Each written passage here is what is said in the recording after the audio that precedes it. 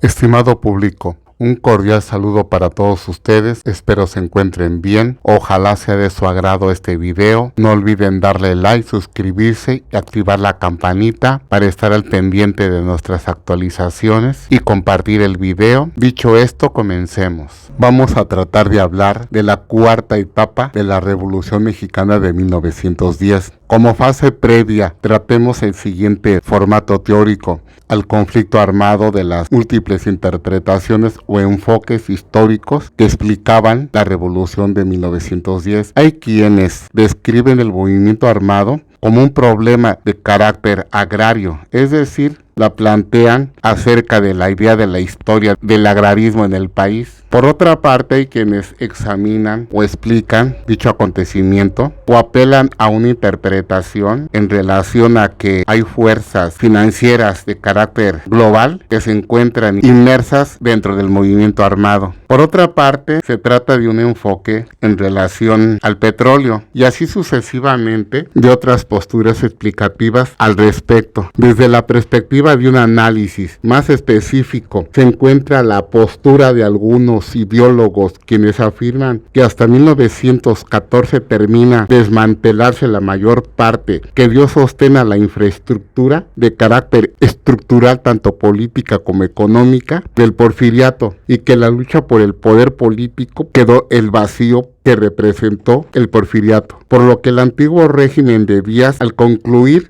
los tratados de Teoloyucan, dio a su fin. Más adelante se va a describir o narrar la entrada de carácter triunfalista del ejército del noroeste en la Ciudad de México, donde a la cabeza del mismo se va a encontrar la figura de Álvaro Obregón, además del séquito del resto de sus integrantes que componen el ejército, que de acuerdo a su vestuario investirán o proyectarán el status quo que lo representa en dicha celebración. Desde otra perspectiva, se encuentra arrojada un sinfín de mosaicos con relación a un simbolismo que de ahí se va a derivar. Por lo que a partir de estos instantes se va a enfocar nuestro estudio de investigación asociado a la cuarta etapa de la revolución. Una vez planteado el vacío de poder, va a haber una lucha por ese poder por parte de las facciones que van a seguir en pugna, terminado con el régimen anterior. El termómetro de esta cuarta etapa precisamente va a constituirlo el desenlace mismo de los acontecimientos históricos,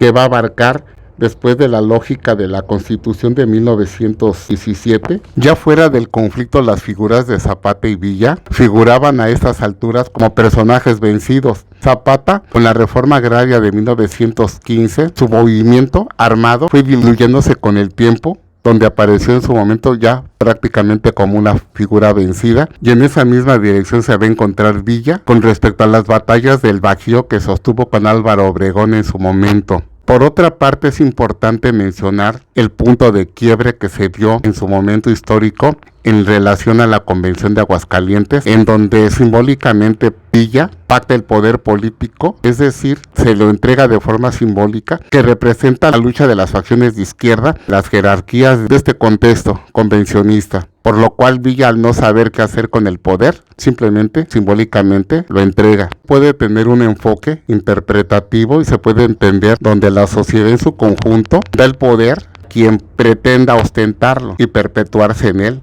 Simplemente lo que quiere la sociedad es que velen sus intereses, el interés común de toda la sociedad en su conjunto. A dicha sociedad, por tanto, no le importaba ostentar el poder en sí mismo, simplemente no le interesaba en su conjunto, por lo que los intereses que representaban en su conjunto en relación a las fuerzas políticas de izquierda, y al no estar estas al frente, simplemente quieren ser representadas. La sociedad, como quien dice, está pactando con la dirigencia del contexto histórico mismo. La sociedad pretende que a través de ese pacto simbólico se plasme y se revierta la situación por la cual se luchó. Por lo tanto, a partir de ese momento la sociedad solo sí va a estar representada por quien verdaderamente decida hacerlo. Ante esas condiciones históricas eventuales, de acuerdo a las dos fuerzas que hasta el momento aún en pugna y en conflicto, por lo que en su momento determinado la revolución se va a institucionalizar a partir de estos sucesos, por lo cual posteriormente así lo van a manejar y entender Álvaro Obregón y Carranza, por lo que este último tendrá otro tipo de inquietudes, otro tipo de pretensiones y de plano